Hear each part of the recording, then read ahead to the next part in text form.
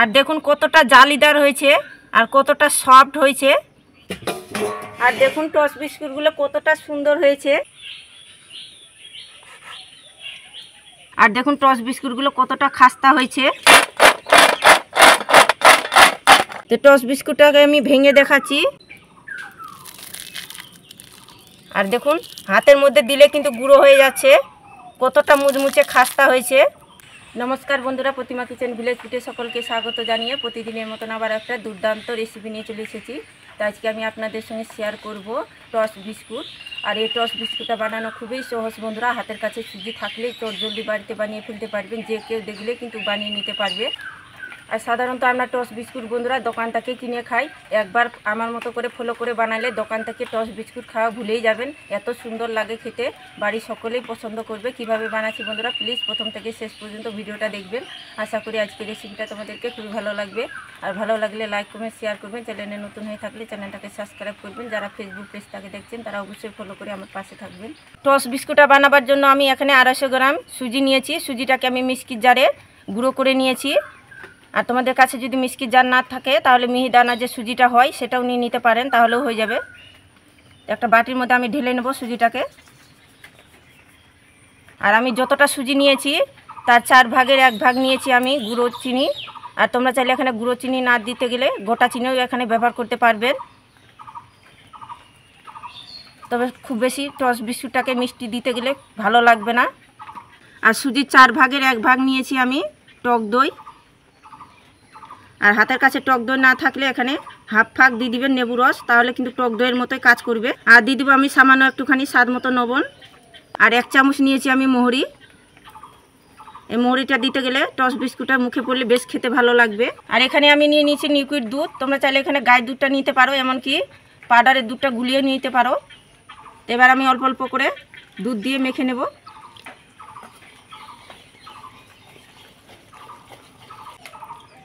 তো এখানে পরিমাণ মতন দুধ দিয়ে কিন্তু ব্যাটারটাকে গুলে নিতে হবে। তো সুজিটাকে আমি অল্প অল্প দুধ দিয়ে আমি মেখে নিয়েছি। আর দেখুন এভাবে করে মেখে নিতে হবে।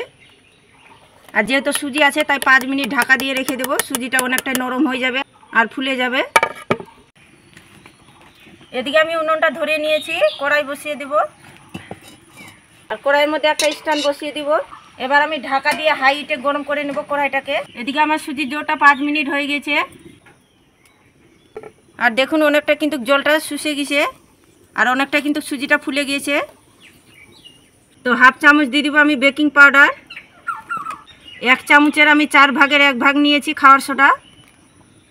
আর খুব সামান্য একটুখানি দিয়ে দিব জল, দিয়ে আমি ভালো করে গুলিয়ে নিব। তো বন্ধুরা হাতের কাছে যদি বেকিং পাউডার খাওয়ার সোডা না থাকে তাহলে ইনো দিয়ে দিবেন, তাহলেও হয়ে যাবে। একটা নিয়ে নিচ্ছি আমি কেক টিন। কেক টিন যদি হাতের কাছে না থাকে তাহলে যে কোনো বাটির মধ্যেও কিন্তু বসিয়ে নিতে পারবেন। তো কেক টিনের মধ্যে আমি দিয়ে দিব সাদা তেল।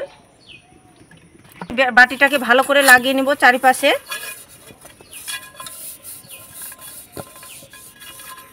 ভালো করে কেক টিনের মধ্যে আমি সাদা তেলটা লাগিয়ে নিয়েছি।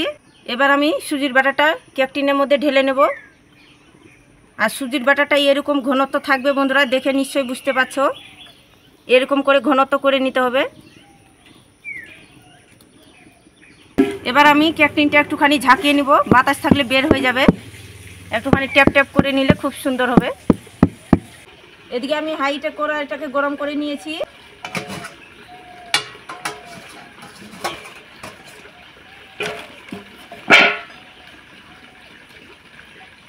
এবার আমি বসিয়ে দিব। ঢাকা দিয়ে আমি 30 মিনিট একদম লো আঁচে করে জাল করে নেব। মিডিয়াম আছে আমি 30 মিনিট জাল করে নিয়েছি, দেখে নেব হয়েছে কিনা।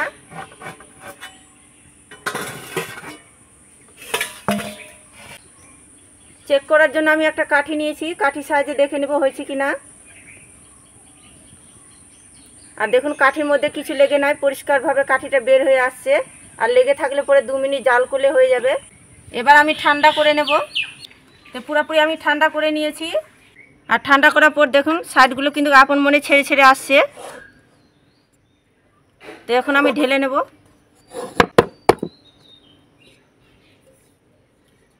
আর দেখুন কত সুন্দর হয়েছে। আর বাটিতে একটুকু কিছু লেগে নাই। আর দেখুন কতটা জালিদার হয়েছে আর কতটা সফট হয়েছে। তো এখন আমি মাঝখানে সমান করে কেটে নেব। আর কতটা সফট হয়েছে আর দেখুন কতটা সফট হয়েছে আর জালিদার হয়েছে, কতটা সুন্দর লাগছে দেখতে। এবার আমি টস বিস্কুটের সাইজ করে কেটে নেব। পাতলা পাতলা করে কেটে নিতে হবে। তো প্রথমেটা আমি বাদ দিয়ে দিলাম।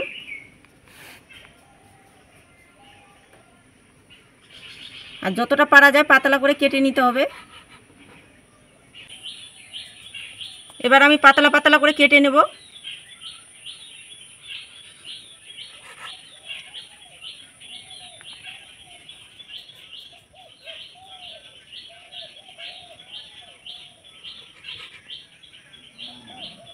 সবগুলো কেটে নিয়েছি টস বিস্কুটগুলোকে। এবার একটা আমি থালা নিয়েছি, থালার মধ্যে আমি সাদা তেল লাগিয়ে নিব।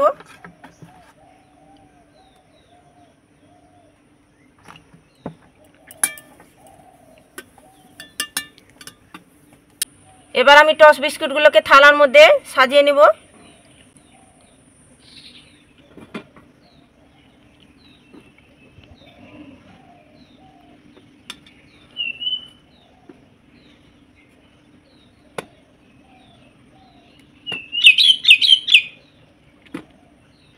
এবার আমি থালাটাকে বসিয়ে দিব কড়াইয়ের মধ্যে। মিডিয়াম আঁচে ঢাকা দিয়ে আমি 7 মিনিট জাল করে নেব। 7 মিনিট জাল করে নিয়েছি, দেখে নেব।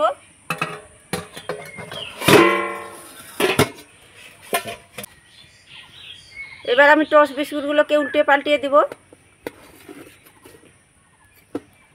আর দেখুন নিচ সাইডটা কিন্তু হয়ে এসেছে। এ পর্যায়ে কিন্তু উল্টে পাল্টিয়ে দিতে হবে।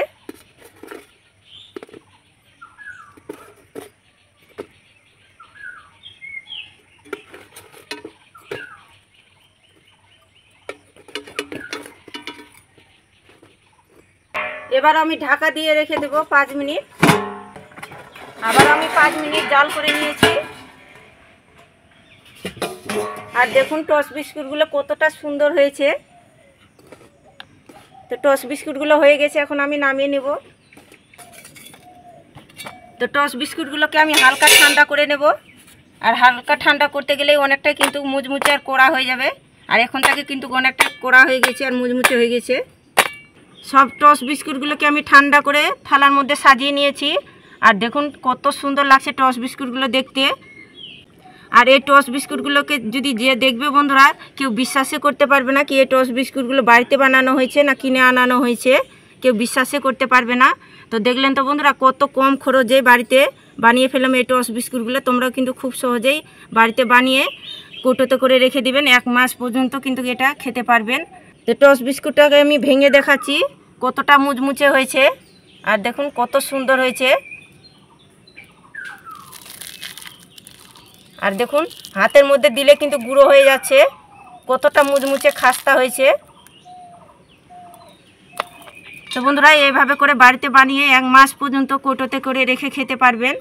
তো এইভাবে করে আমার মতো করে অবশ্যই টস বিস্কুটটা বাড়িতে বানিয়ে দেখবেন। কম খরচের মধ্যে বাড়িতে বানিয়ে নিতে পারবেন। আর সকালে কিংবা বিকেলে তো আমরা চায়ের সঙ্গে কিন্তু টস বিস্কুট লাগে বন্ধুরা।